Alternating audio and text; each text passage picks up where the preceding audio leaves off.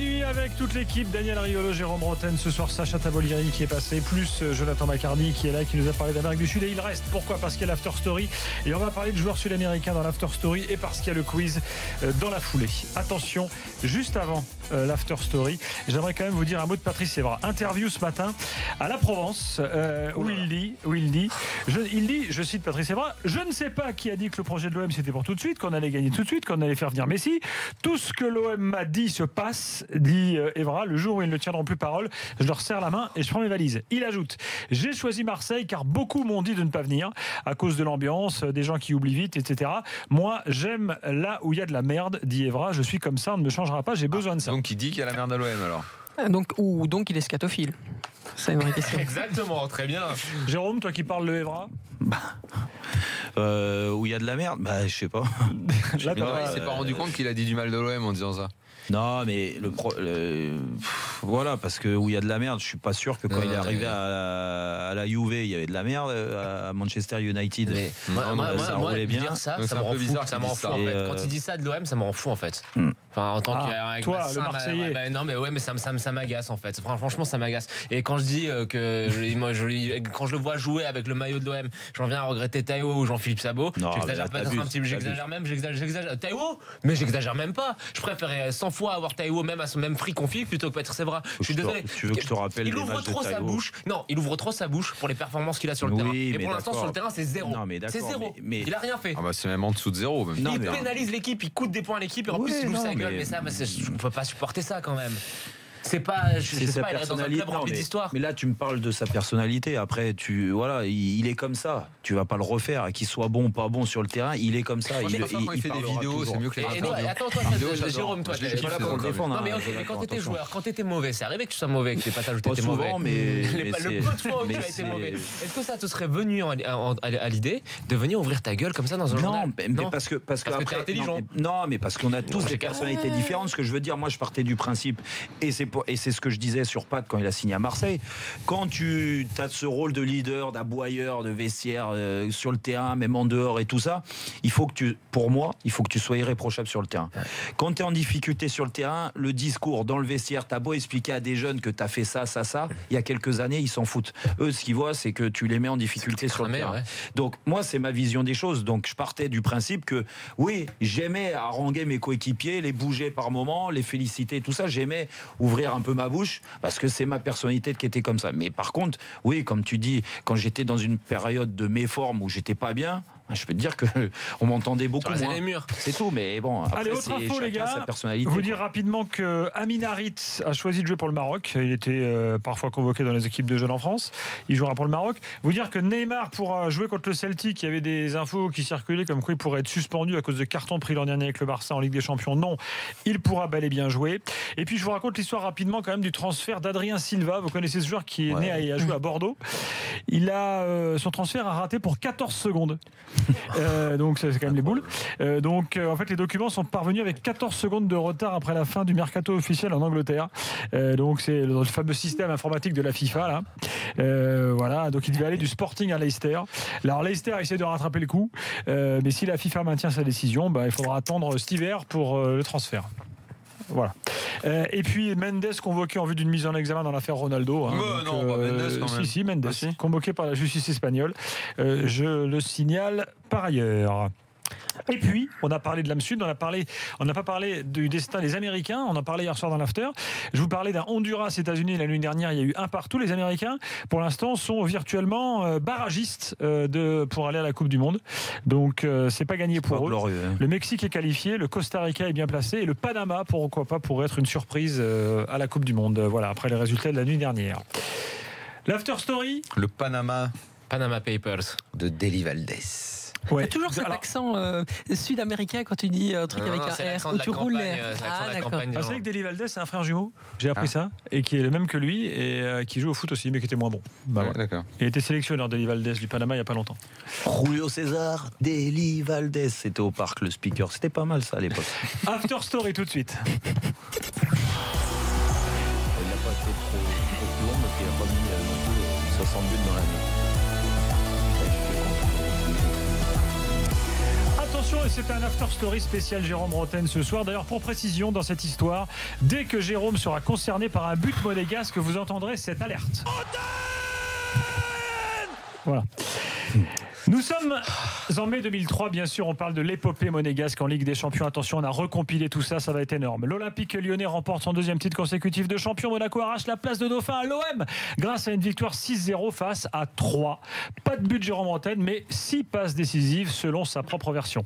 Le PSG termine 11e. Paoletta, le Bordelais, est élu meilleur joueur de la saison et Nonda, meilleur buteur avec 26 buts.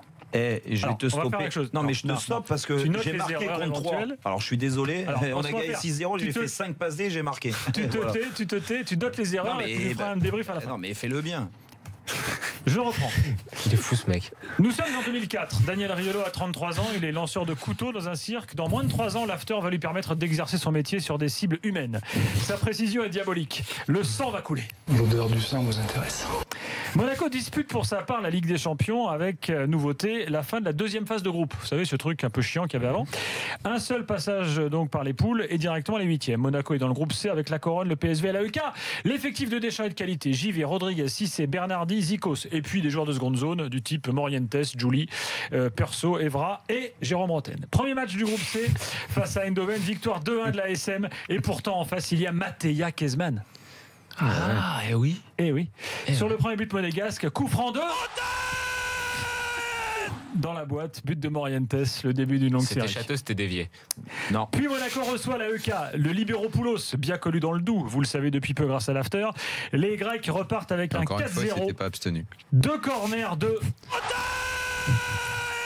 qui trouve Morientes qui inscrit à doubler. Il faut maintenant s'attaquer à la tête de série du groupe. La Corogne, 3e de la Liga au Riazor. Monaco fait jeu égal, se crée des occasions mais perd sur un but de Diego Tristan. Les coéquipiers de Jérôme l'ont mauvaise. La vengeance sera terrible. 15 jours plus tard, ils arrivent à Monaco. Attention.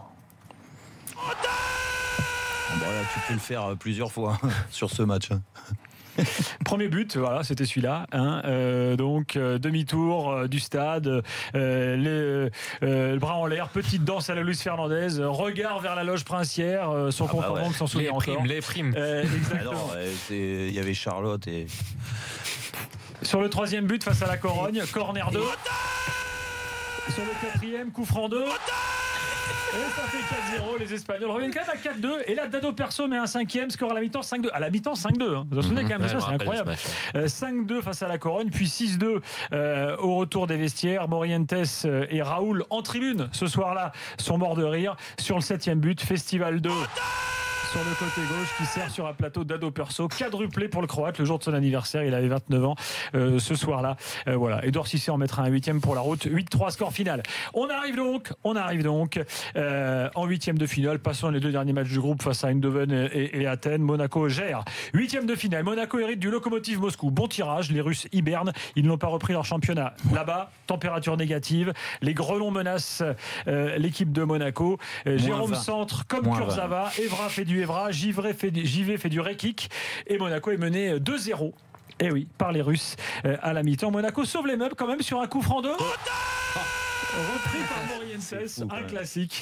Didier Deschamps déclare c'est un miracle qu'on se retrouve encore en jeu. Un but suffit au retour. Perso marque un pénalty en première mi-temps. Le match est stressant. Monaco a du mal à mettre du rythme à l'image d'un Jérôme Rotten qui s'est mis dans le corps ce soir-là.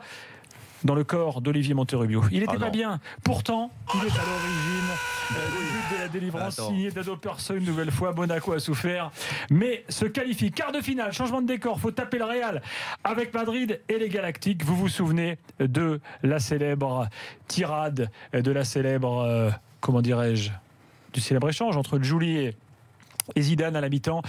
Zizou, laisse-nous marquer, dit Juli à la mi-temps. Mais tu vois pas qu'on est cuit ce soir, lui répond le numéro 5 de Madrid. Il n'en fallait pas moins pour booster les Monégasques. 46e minute, centre 2. C'est pas si facile que ça de remplacer Evra. Centre 2. Non. Centre 2. De Evra, on t'a dit. Ouais, mais attends, j'attends que le bon son parte. Mais ouais. Il a mis. Il n'a pas entendu Gilbert. Ça a foiré tout son truc là. Bon, bah, allô, je continue. Et but de perso. Les Merengues ont la tête dans le seau. Nouveau but de Monaco qui est aux anges. Le Real est dominé. Jérôme est bon ce soir-là. Bon. Gros match de Jérôme. Voilà. Julie est intenable. Il inscrit le 3e but d'une Madjer à la 66e minute. Écoute.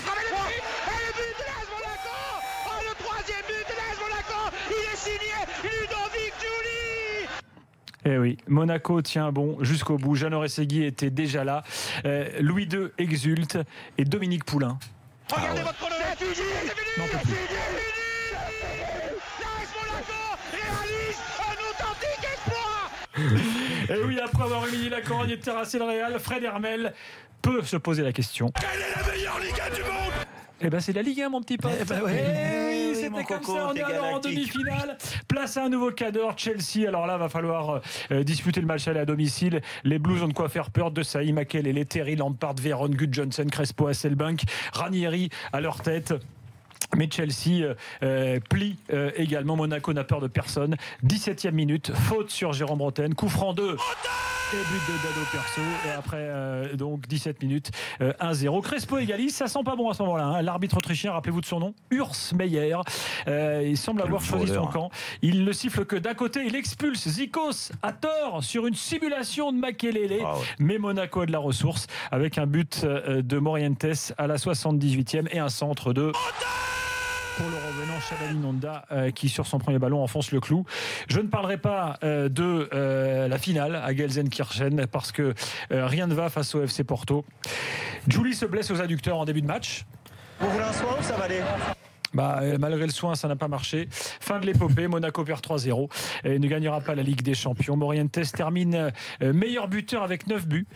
Jérôme Bretagne termine meilleur passeur avec 41 passes décisives selon son père, mais 6 selon l'UEFA. Et voilà la fin de l'histoire de Monaco en Ligue des Champions en 2004. Quelle vie quand même, Jérôme Bretagne. C'est fou, hein. Quelle star, c'est exceptionnel.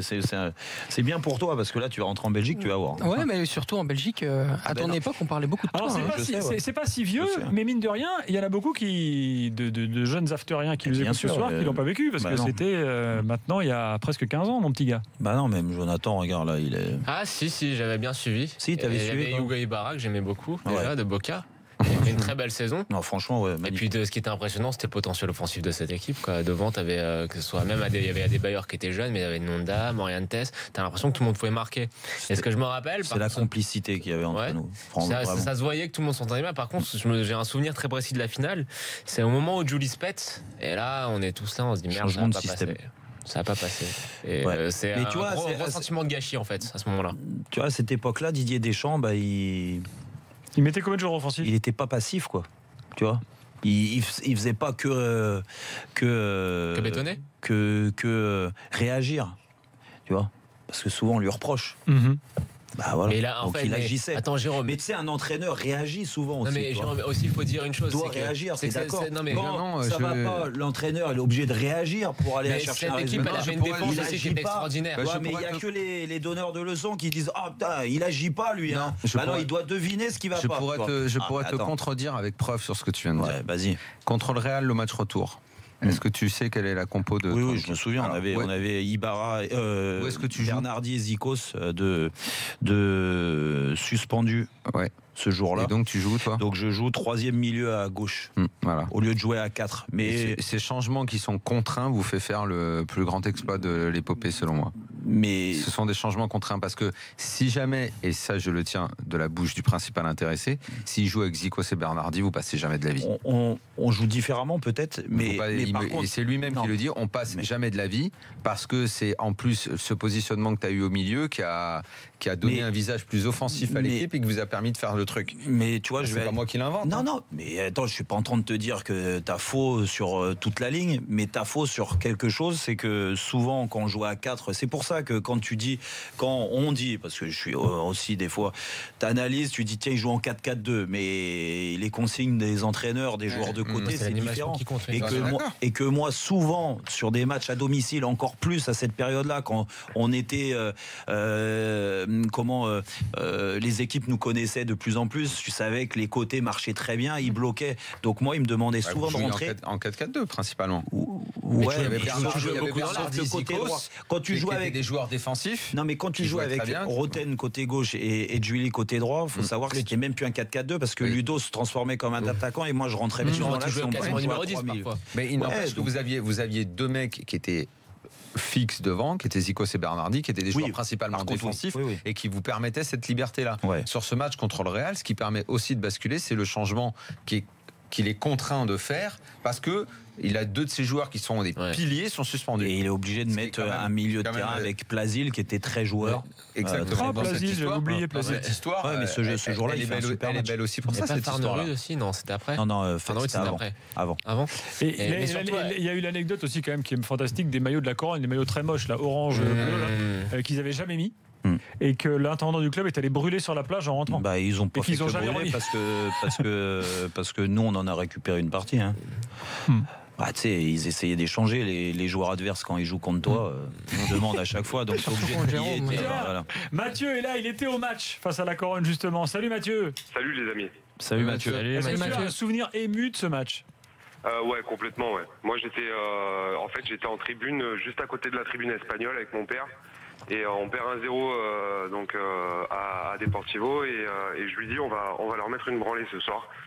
Et il commence à rigoler parce que j'avais que 17-18 ans et lui il connaissait le football et tout ça. Je lui dis papa, je te dis ce soir on va claquer des buts. Et en fait on a gagné 8-3 et ouais, c'était un de mes plus beaux souvenirs avec le match contre le Real aussi. Ouais.